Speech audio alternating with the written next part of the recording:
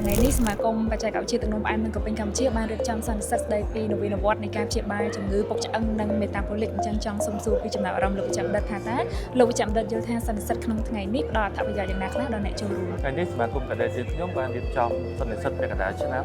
ទាក់ទងនឹងជំងឺពុកឆ្អឹងក៏ដូចជាជំងឺមេតាបូលិកយើងនឹងហៅថាជំងឺពុកឆ្អឹងជាជំងឺមួយដែលវាលាក់កំបាំងមិនមានឲ្យមានដង្ដូតសញ្ញាទេអញ្ចឹងទេសន្និសីទថ្ងៃនេះចង់រំលឹកទាក់ទងថាជំងឺពុកឆ្អឹងក៏ជាជំងឺមួយដែលប៉ះពាល់ដល់ប្រជាជនយើងជាពិសេសអ្នកដែលមានវ័យចាស់អញ្ចឹងទេសន្និសីទនឹងផ្ដល់អត្ថប្រយោជន៍ទាក់ទងនឹងបញ្ជ្រាបពីលោកគ្រូអ្នកគ្រូដែលបានចូលរួមសន្និសីទថ្ងៃនេះក៏ដូចជាប្រជាជនទូទៅឲ្យគាត់យល់ច្បាស់ពីជំងឺពុកឆ្អឹងហើយនិងជំងឺមេតាបូលិកព្រោះថាជំងឺពុកឆ្អឹងមកកាលណាយើងរកឃើញទាន់ពេលយើងបានព្យាបាលបានហើយការពារផលវិបាកនៃជំងឺពុកឆ្អឹងដែលអាចផលវិបាកហើយជាកត្តាមួយដែលឲ្យអ្នកជំងឺគាត់បាត់បង់ជីវភាពរស់នៅប្រចាំថ្ងៃរបស់គាត់ចឹងទេបើយើងរកឃើញហើយព្យាបាលយើងអាចការពារដើម្បីកុំឲ្យមានផលប៉ះពាល់ដល់គាត់ជាពិសេសជាបន្ទុកមួយសម្រាប់សង្គមរបស់យើងដែរខ្ញុំចង់សុំសួរលោកវិជ្ជបណ្ឌិតថាតើជំងឺពុកឆ្អឹងនិងជំងឺទឹកនោមផ្អែមនេះមានទំនាក់ទំនងគ្នាយ៉ាងដូចម្តេចដែរបាទជាទូទៅបើសិនជាយើងស្ដាប់ទៅទំនាក់ទំនងរបស់ជំងឺពុកឆ្អឹងនិងជំងឺទឹកនោមផ្អែមស្ដាប់ទៅវាដូចជាជំងឺពីរផ្សេងគ្នាប៉ុន្តែធាតុពិតគឺវាមានទំនាក់ទំនងគ្នាយ៉ាងជិតស្និទ្ធដល់រវាងមូលហេតុ3ចំណុចទី1គឺការកើនឡើងជាតិស្ករខណៈពេលដែលយើងធ្វើឲ្យមានការកើនឡើងជាតិស្ករនៅក្នុងឈាមផលរឿងទី1គឺសុខភាពយើងនឹងបញ្ចេញសារធាតុមួយគេហៅថា advent glycation end product ដែលអាសកម្មភាពទាំងអស់ហ្នឹងគឺវាបានទៅ attack ជាមួយនឹង collagen របស់ឆ្អឹងអញ្ចឹងនៅពេលដែល attack ជាមួយ collagen របស់ឆ្អឹងគឺឆ្អឹងរបស់យើងវាបាត់បង់នៅ elasticity អញ្ចឹងពេលដែលបាត់បង់ elasticity គឺវាធ្វើឲ្យឆ្អឹងយើងពុកហើយចំណុចទី2គឺតាក់ទងជាមួយនឹង calcium low អញ្ចឹងការបាត់បង់ calcium នោះតាមរយៈមិនខ្លះគឺធម្មតានៅពេលដែលស្ករឡើងខ្ពស់គឺអ្នកជំងឺនោមច្រើនអញ្ចឹងនៅពេលដែលនោមច្រើនវាមិនមែនបាត់បង់តែជាតិស្ករតាមរយៈការបញ្ចេញទឹកនោមមកពីកាល់ស្យូមក៏វាបាត់តាមនឹងដែរអញ្ចឹងនៅពេលដែលខ្លួនយើងត្រូវការកាល់ស្យូមមក support ខ្លួនឯងវាមិនមានកាល់ស្យូមអញ្ចឹងត្រូវទាញកាល់ស្យូមពីក្នុងឆ្អឹង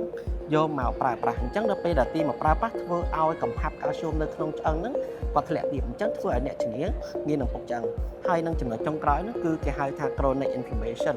ទៅពេលដែលយើងមានជំងឺទឹកនោមផ្អែមអាសកម្មភាព chronic inflammation នឹងកាត់ឡើងដែលបង្កឲ្យមានសាយតុខាញដែលសាយតុខាញហ្នឹងវាទៅរាំងស្ទះទៅដល់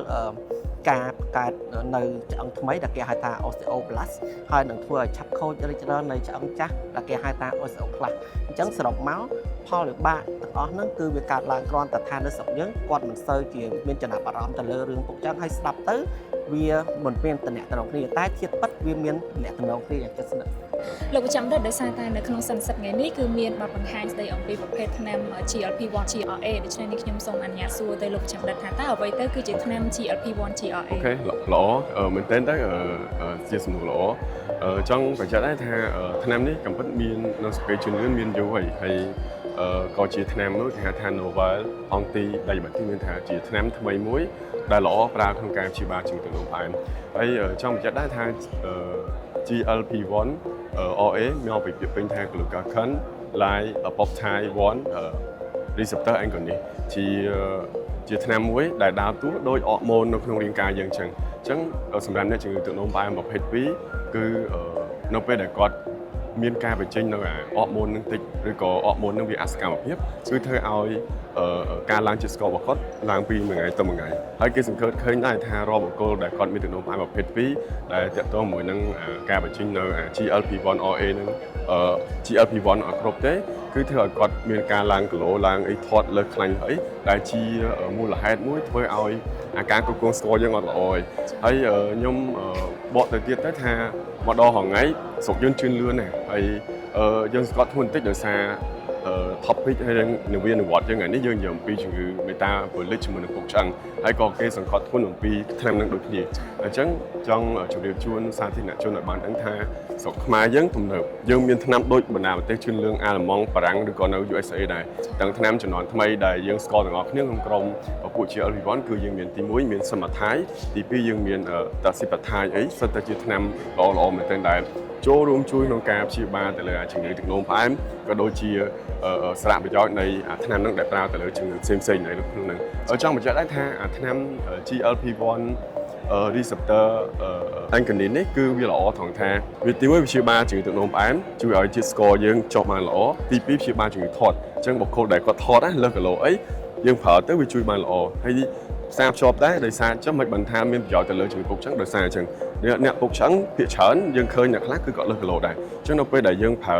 អាថ្នាំនឹងទៅវាធ្វើឲ្យការស្រកគីឡូគាត់ល្អអញ្ចឹងទៅលើអាការប្រឈមនឹងការពុកឆ្អឹងហើយបាក់ឆ្អឹងរបស់គាត់វាកាត់បន្ថយតាមនឹងទៀតហើយបន្ថែមនឹងវាជួយទៅលើរឿងសន្លាក់ដែរដោយសារយើងអាចសង្កេតឃើញលើអ្នកដែលលៀនតំណប់ឆ្អឹងឬរៀនឌីសអញ្ចឹងលើគីឡូដែរអញ្ចឹងពេលអ្នកគ្រូប្រើនឹងទៅយើងឃើញថាអាថ្នាំនឹងវាជួយគេហៅ clinical improve មានថាធ្វើឲ្យអាស្ថានភាពទូទៅរបស់គាត់ប្រសើរហើយបន្ថែមទៀតថ្នាំនឹងទៀតសោតមាន function មួយគេហៅថា cardio renal vascular protection មានន័យថាគឺថ្នាំមួយដែលប្រើទៅចូលរួមជួយការពារទាំងបេះដូងសរសៃឈាមការពារទាំង stroke ការពារទាំងតម្រងនោមហើយនឹងបន្ថែមពីហ្នឹងជួយបន្ថែមទៅលើ metabolic ហ្នឹងដូចយើងបានរៀបរាប់អញ្ចឹងតាំងពីជាតិស្ករតាំងពីការលើសគីឡូហើយបន្ថែមពីហ្នឹងដែរដែលល្អមែនទែនគឺចូលរួមជួយព្យាបាលជំងឺថត់ហើយនឹងជំងឺថត់ដែលតាក់ទងជាមួយនឹងបញ្ហាស្ទះផ្លូវដង្ហើមហ្នឹងហើយគឺចំណុចល្អហ្នឹងហើយអរគុណលោកចាំដល់នេះខ្ញុំមានមួយសំណួរទៀតដោយសារតែនៅក្នុងថ្ងៃនេះគឺមាន session ច្រើនមែនទែនដែលវិជ្ជាបណ្ឌិតរបស់យើងគាត់បានធ្វើបទបង្ហាញដើម្បីផ្ដល់ជាចំណេះដឹងទៅដល់អ្នកដែលចូលរួមអញ្ចឹងចង់សូមសួរលោកវិជ្ជាបណ្ឌិតថាក្នុងចំណោម topic ឬក៏ session ទាំងអស់លោកវិជ្ជាបណ្ឌិតមានការចាប់អារម្មណ៍ទៅលើ topic ណាជាងគេបាទជាការល្អនៅក្នុងឱកាសនេះពិតណាស់យើងឃើញថាគ្រប់ topic ទាំងអស់សុទ្ធតែសំខាន់តែអ្វីដែលខ្ញុំបាទចាប់អារម្មណ៍ជាងគេនោះគឺតាក់ទងជាមួយនឹងម៉ាស៊ីន CGM ម៉ាស៊ីន CGM មានន័យថាជាម៉ាស៊ីនមួយទំនើបចុងក្រោយដែលអាចតាមដានជាតិស្ករអ្នកជំងឺ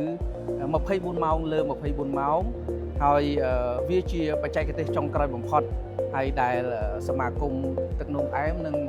ក្រពេញកម្ពុជាលើកយកមកជា topic នៅក្នុងថ្ងៃនេះផងដែរគួររំលឹកផងដែរថា CGM នេះពីមុន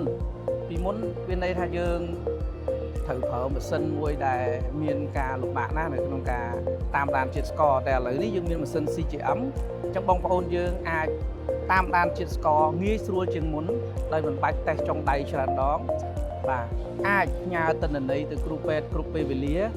អ្នកជំងឺគាត់ comfortable ជាមួយជំងឺរបស់គាត់អាចតាមដានចំណីអាហាររបស់គាត់ពិសេសគឺជាតិស្ករហើយពិសេសយើងអាចប្រើសម្រាប់អ្នកជំងឺទឹកនោមផ្អែមប្រភេទ1ដែលទាមទារការចាក់អាំងស៊ូលីនច្រើនដងទៅលើស្ត្រីដែលមានផ្ទៃពោះហើយមានទឹកនោមផ្អែមទៅលើ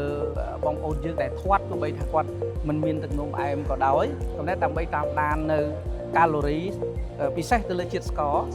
ដើម្បីដឹងថាតើអាហារណាដែលមានជាតិស្ករទាបអាហារណាដែលមានសន្ទុះជាតិស្ករខ្ពស់សម្រាប់ជាទិន្នន័យមួយនឹងធ្វើឲ្យគាត់